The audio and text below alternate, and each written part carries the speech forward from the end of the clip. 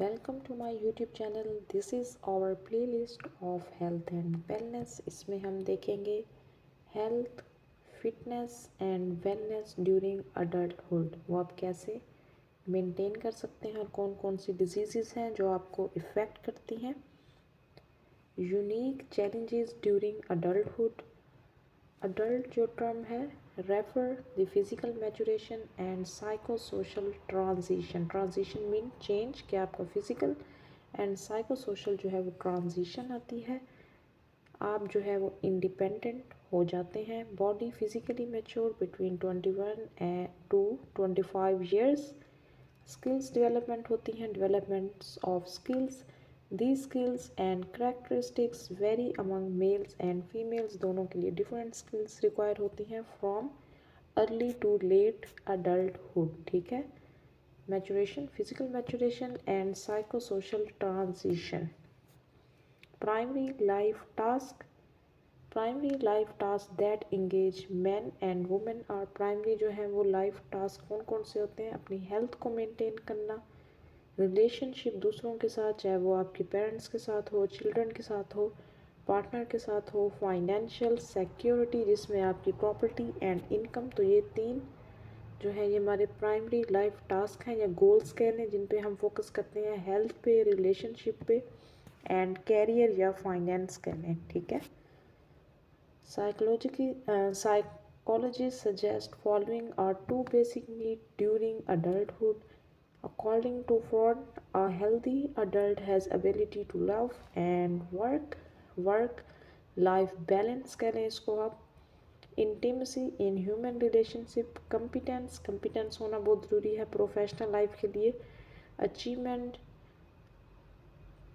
generativity, productivity, and according to the Erikson terms two crises of adulthood as intimacy versus isolation, followed by generativity versus stagnation।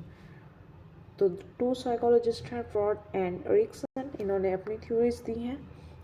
की task too early adulthood include, कौन कौन से की task हैं जो कि adulthood में हम फोकस करते हैं या फिर जो है अडल्टहुड को फेस करने पड़ते हैं। सेपरेशन फ्रॉम पेरेंट्स, जैसे वो उनकी एज ज़्यादा होती जाती है, जैसे वो बड़े हो जाते हैं तो अपने पेरेंट्स से सेपरेट हो जाते हैं। वो कुछ इंडिपेंडेंट जो है वो अपने लाइफ टास्क परफॉर्म करते हैं। मेकिंग चॉइसेस इन रिलेशनशिप में उनके चॉइसेस आते हैं। कैरियर वो अपना लेके चलते हैं। Maintain a socio economical status, relationship with the sexual partner and the work, अपना वर्क, अपना career.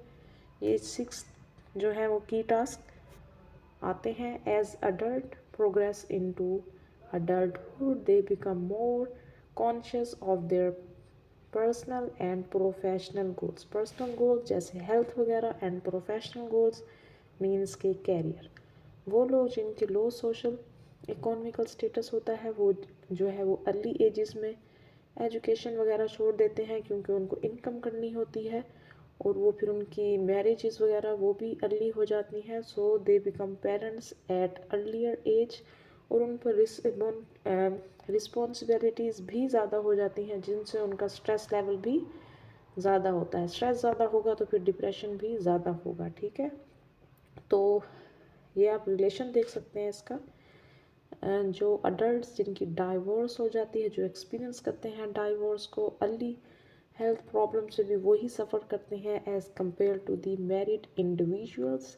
Pre mature death rate from causes, कौन कौन सी काजेज़ से प्री मेच्योर डेथ रेट की रेशो ज़्यादा है, जिसमें हमारे पास कार्डियोवास्कुलर डिजीज़ हैं, हाइपरटेंशन है, stroke is doubled in unmarried as compare to married individuals and suicide rate भी जो है वो 4 टाइम्स ज़्यादा है किसमें, अनमैरिड इंडिविजुअल्स में। ठीक है। Next we have it disabled from work feel depress. Work is the key aspect of individual identity. ठीक है। जो आप वर्क करते हैं, जो आपका कैरियर होता है, जो आपकी फील्ड होती है, उसी से ही आप पहचाने जाते हैं। Physical therapist can help adult to reach full potential by resourcing हमारी जो फील्ड है उसके अंदर physical, mental, psycho social health through education, fitness program and appropriate referral, ये सब चीज़ें ही आती हैं और इनको एक अच्छे तरीके से एक अच्छा फिजिकल थेरेपिस्ट ही मैनेज कर सकता है। फीमेल्स और मेल्स के जो हैं वो डिफरेंट हेल्थ रिस्क होते हैं, ठीक है। Adult health and wellness risk कौन कौन से हमारे पास? फर्स्ट हमारे पास स्किन कंडीशंस हैं। Screening of conditions by comprehensive examination और आस्किंग क्वेश्चन। एग्जामिनेशन करना मीन्स के वही क्वेश्चनिंग वगैरह करना। Viral warts, acne. एक्नी एक मोस्ट कॉमन स्किन कंडीशन है जो कि हार्मोनल जो है वो इम्बैलेंस की वजह से ये कंडीशन आती है। Impetigo, tinea pedis are common but dermatitis and psoriasis are chronic conditions. ये हमारे पास क्या है? क्रोनिक कंडीशंस हैं। स्किन की कंडीशंस में डर्माटाइटिस है, स्किन इन्फ्लेमेशन है, जर्नलाइज जिसमें रेडनेस होती है, oedema, swelling, oozing, crusting and scaling. If long lasting तो स्केलिंग भी हो जाती है। और डर्माटाइटिस के अंदर हमारे पास कंटैक्ट डर्माटाइटिस है and atopic dermatitis.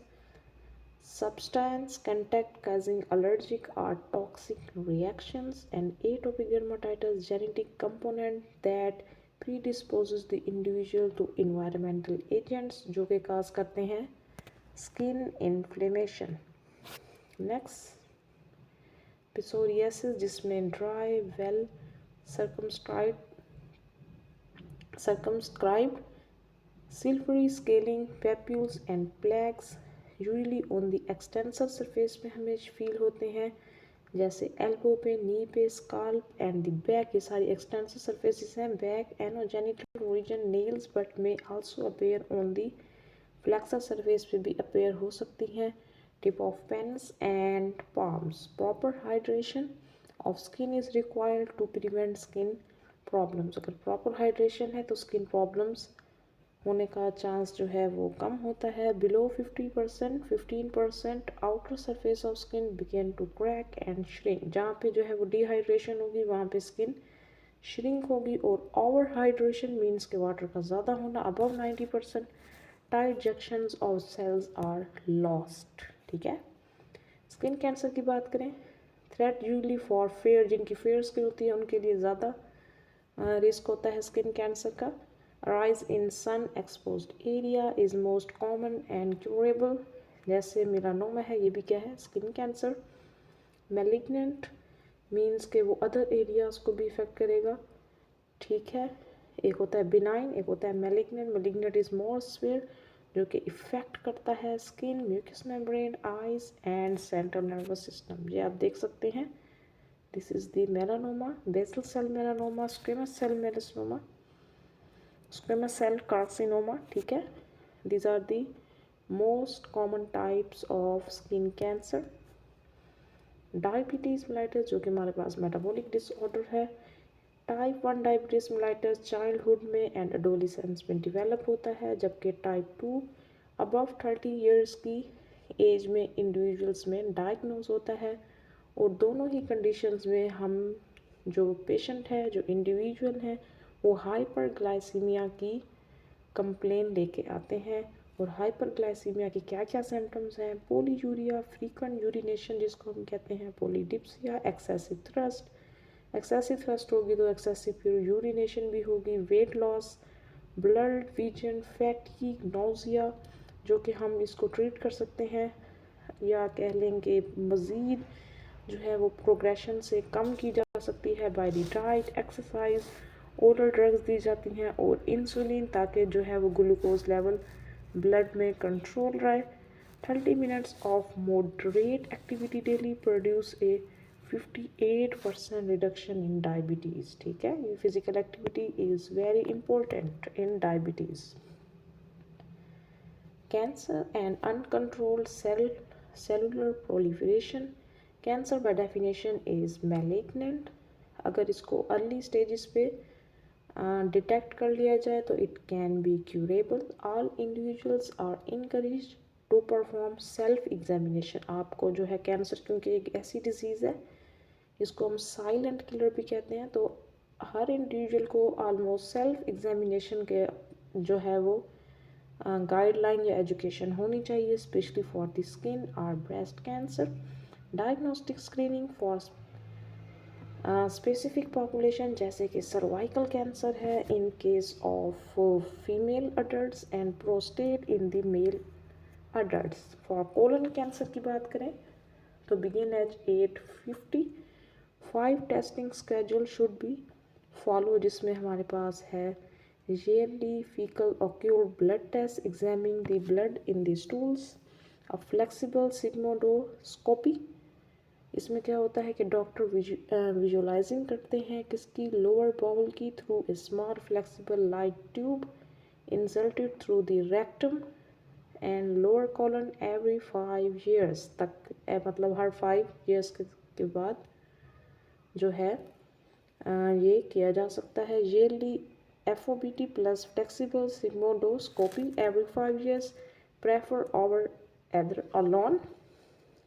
And the fourth जो टेस्टिंग स्केड्यूल है वो हमारे पास है double contrast barium enema, this is for every 5 years and colonoscopy examination of rectum and colon using a light instrument every 10 years। ठीक है, ये 5 जो हैं वो टेस्टिंग स्केड्यूल्स हैं हमारे पास।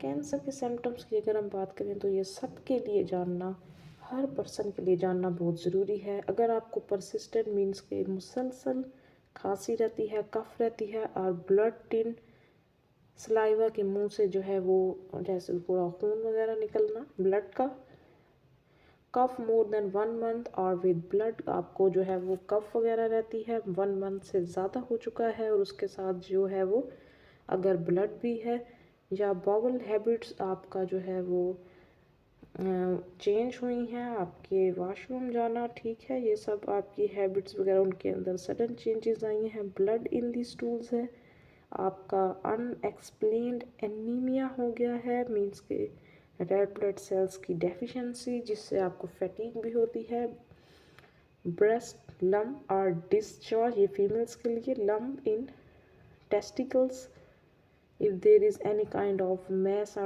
lump changing in the urination, ठीक है, hematuricia blood in the urine अगर जो है वो आ रहा है, these are the signs of cancer symptoms। horrendous persistent lump or swollen glands, obviously change in a wart or a mole, ठीक है, indigestion और difficulty in the swelling, आपको जो है वो sore throat कह लें, आपको डिफ़िकल्टी हो रही है, अनयूजुअल वेजाइनल ब्लीडिंग और एनी काइंड ऑफ डिस्चार्ज, आपका sudden weight loss, unexpected weight loss है, नाइट स्वेट है, फीवर है, this is very common, continued itching in the anal और genitals, non healing sores, headache है, बैक पेन है, pelvic pain है, bloating और indigestion, ठीक है, इन सब चीज़ों के अंदर PT, a physiotherapist should be alert for common symptoms like changing in the usual bowel habits, stools that are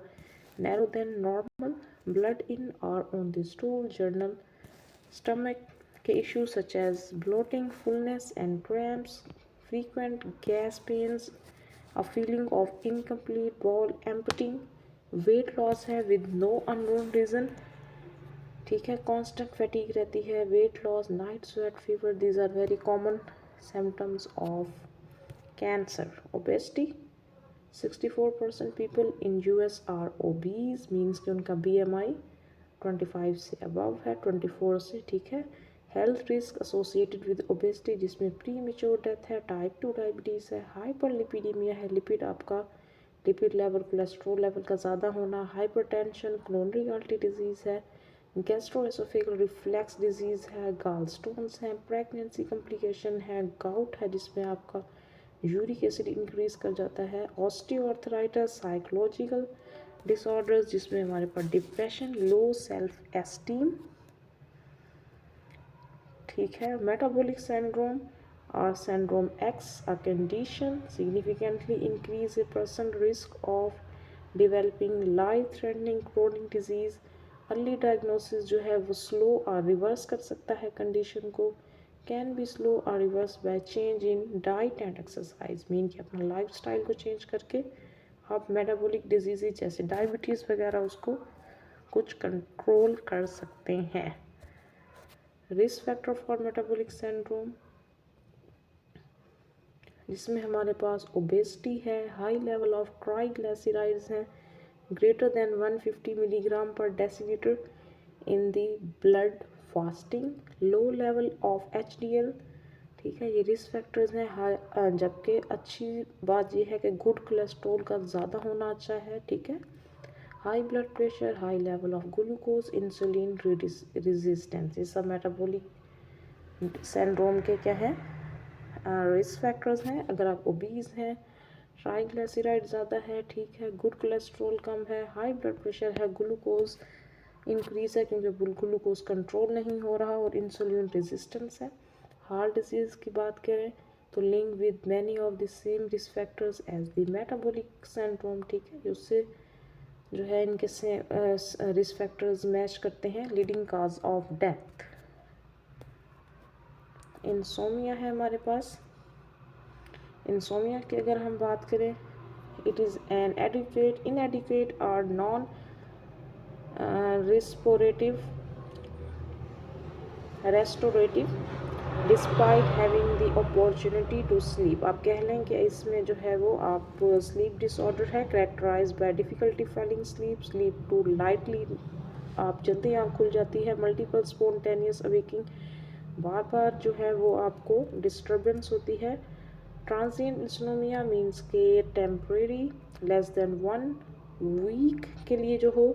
short term insomnia 1 to 6 months, usually associated with stressful condition. Chronic की बात करें तो more than 6 months, can lead to the depression, anxiety, day time sleepiness and the memory problems. Disorder when it impaired daily functions, no duration of symptom। Insomnia में ये सब चीज़ें आपने देखनी है। सेक्सुअली ट्रांसमिटेड डिजीज़ की बात करें, can occur at any as but active during the teens and the young adult, जो है इसके हाई रिस्क पर होते हैं। People who have multiple sex partners, homosexuals, injection drug users and their sex partners, individuals having exposure to HIV और ads, क्योंकि ये एक पर्सन से दूसरे पर्सन में जो है वो ट्रांसमिट हो सकता है। It is a viral infection, gonorrhoea, syphilis, chlamydia, genital herpes and genital warts. These are the conditions from this health risk for adult males. This we will discuss from our next lecture. I definitely sure that you like this video. Thank you.